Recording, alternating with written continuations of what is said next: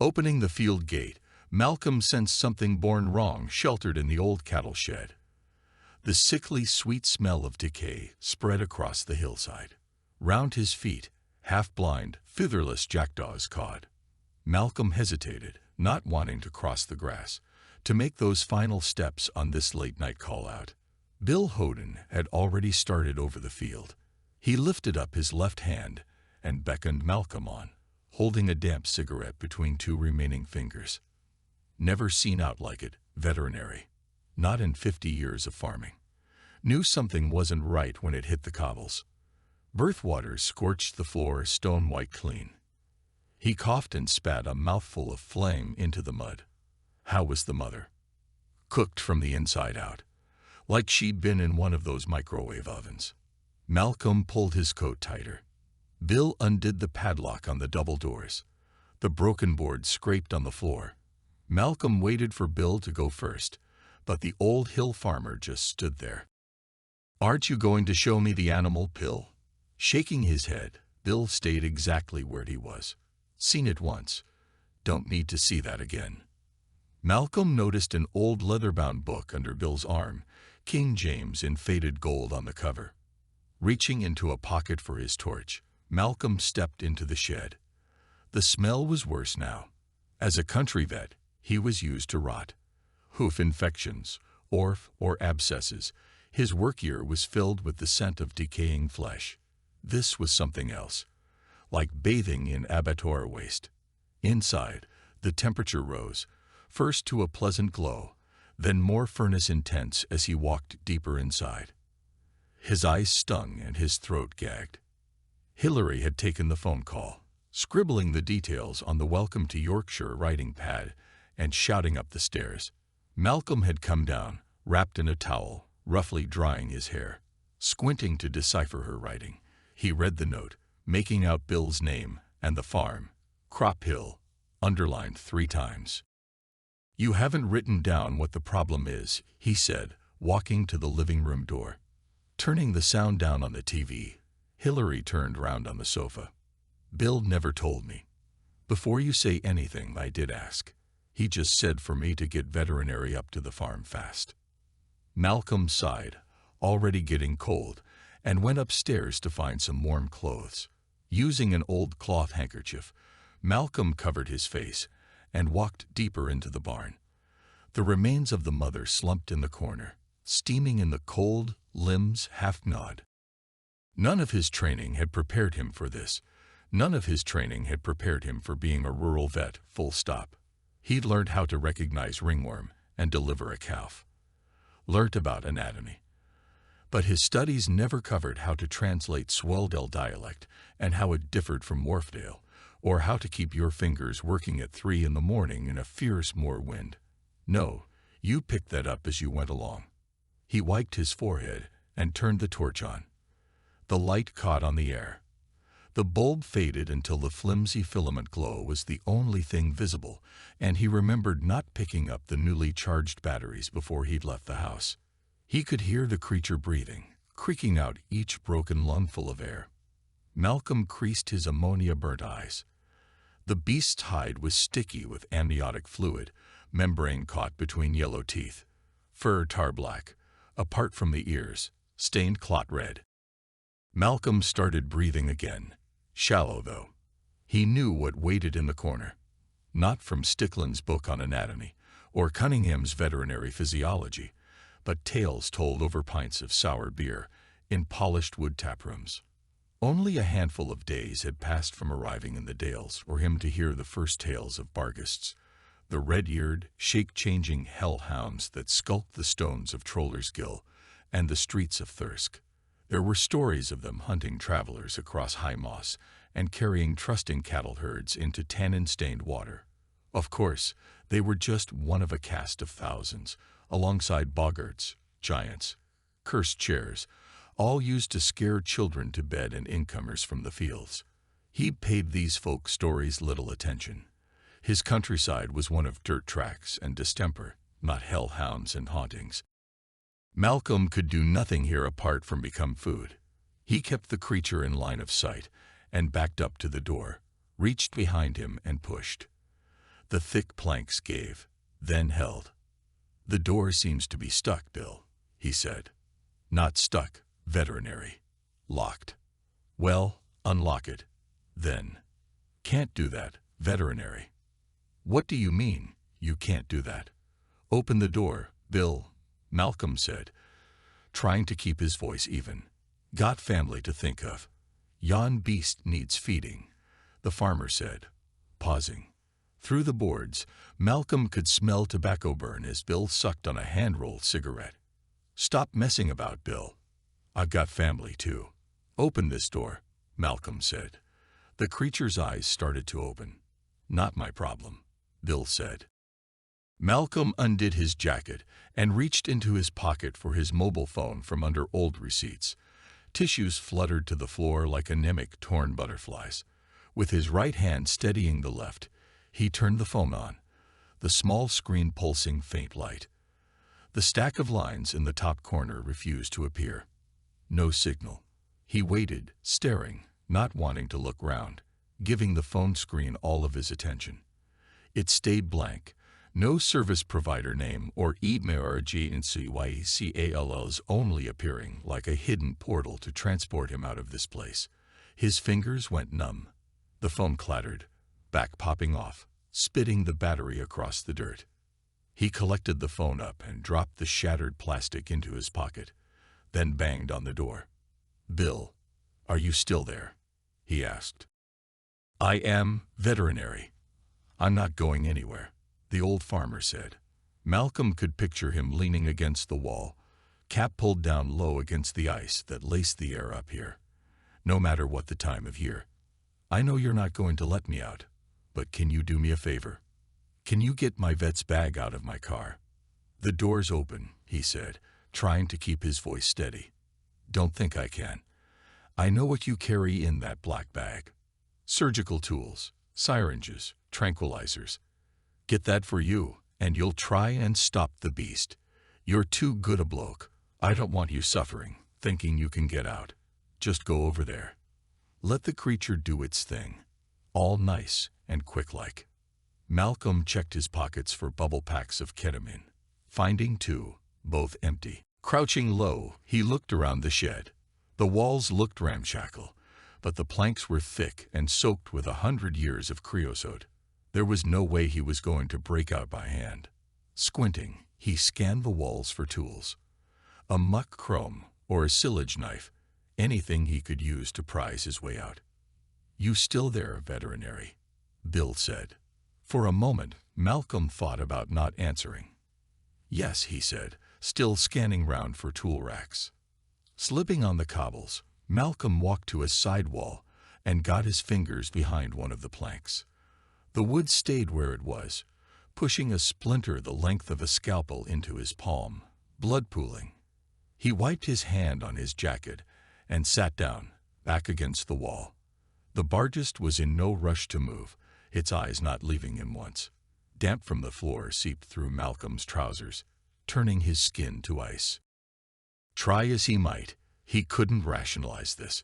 Here was just another creature, shaked by story and drunken bragging, but a creature of flesh and bone, nonetheless. Even so, the cunning burning in the newborn, 1,000-year-old creature's eyes shared his marrow with fear. It was hopeless. He was stuck in here with this animal. Animals were his work, his life. He'd spent the last 10 years tending them, keeping them alive, even when he knew most of them were destined for the slaughterhouse. He pulled out his wallet, hand shaking as he undid the clasp. His hand spammed, tipping coins and credit cards around him in a fan. Reaching down, he picked up a photo, now coated with half-rotten straw.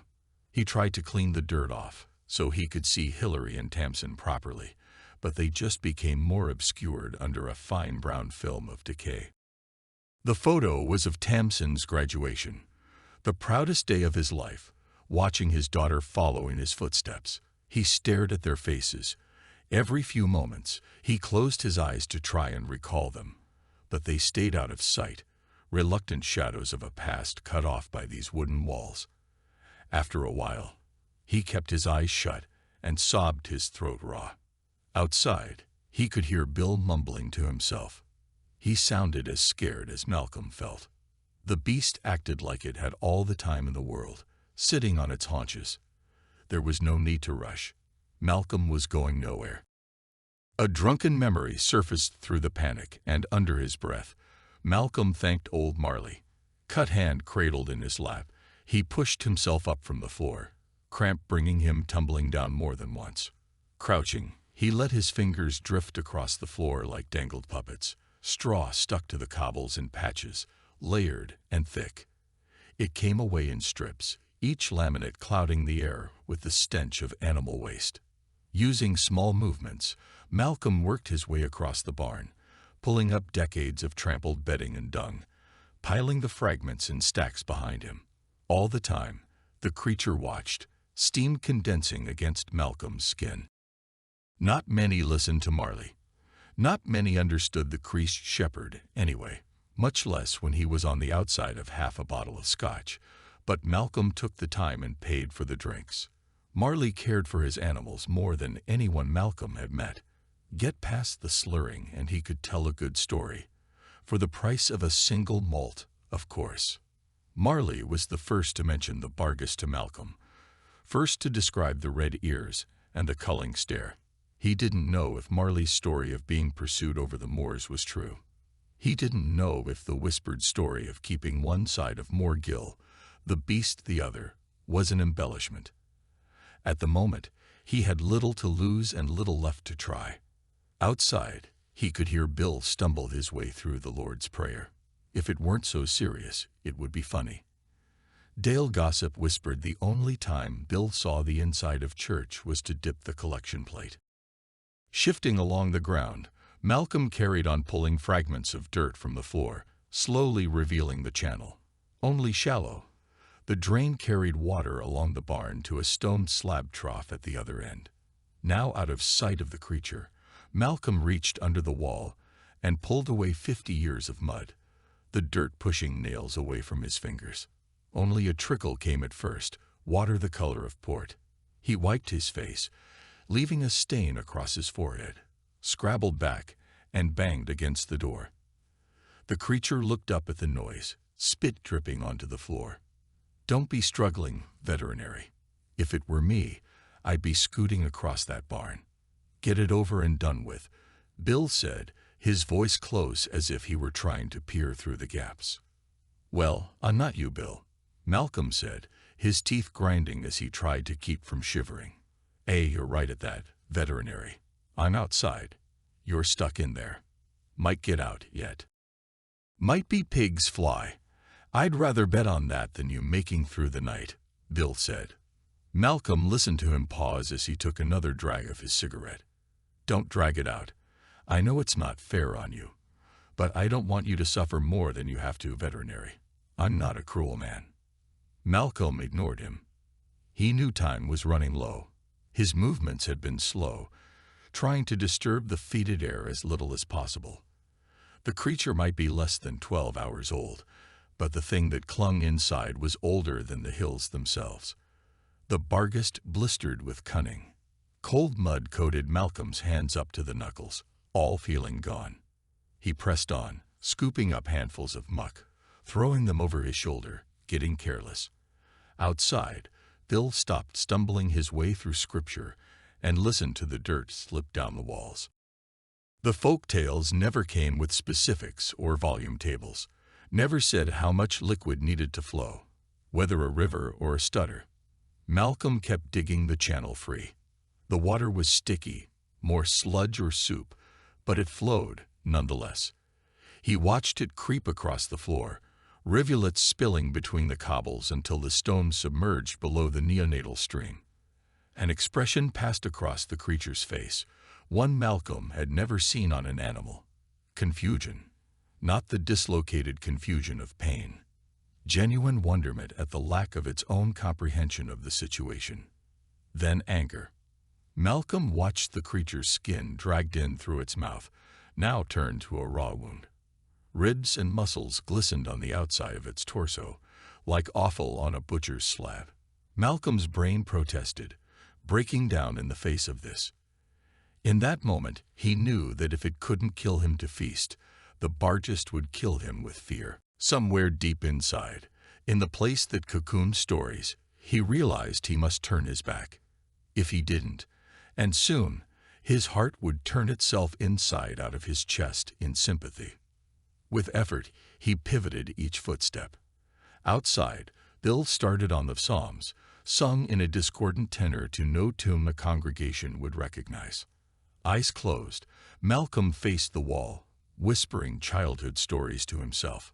The Bargist's breath scorched his jacket, wax running from charred cotton and dripping on the floor. Every nerve was telling him to turn. He stayed the other way, elective blind. The whispers started. Fears and memories dragged from childhood. Voices of dead people Malcolm had buried deep squirmed their way out. His back was soaked with sweat. Now. Then the promises of wealth and debauchery started. The offers of gold and power, if only he would turn. If only he would look just once. He didn't even need to open his eyes, just peek. Just peek enough to step over the little tiny stream bisecting the barn. His throat was full of sand. He couldn't speak, even though every inch of skin wanted to let the air burn his lungs and turn it against the walls, like Joshua against the walls of Jericho. He wanted to scream till his teeth powdered and tongue rotted at the root.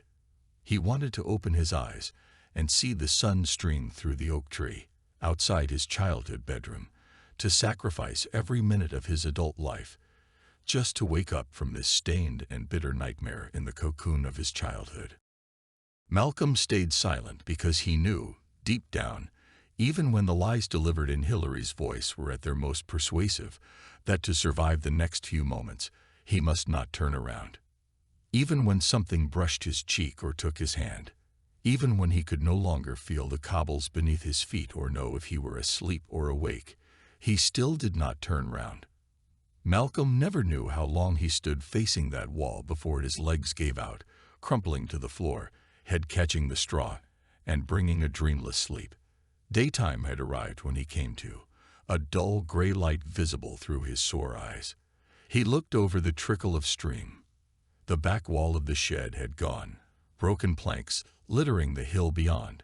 Tufts of thick, black hair caught on the rusted nails. Still, he didn't cross the water, instead smashing his shoulder again and again into the padlock door until the wood gave, spreading a bruise across the top of his arm. He half expected to find Bill slumped on the grass outside or mauled beyond recognition, but the field was empty apart from a pile of half-smoked cigarettes, a ripped-up copy of the King James Bible, and a flock of half-blind, featherless jackdaws cawing in the mist.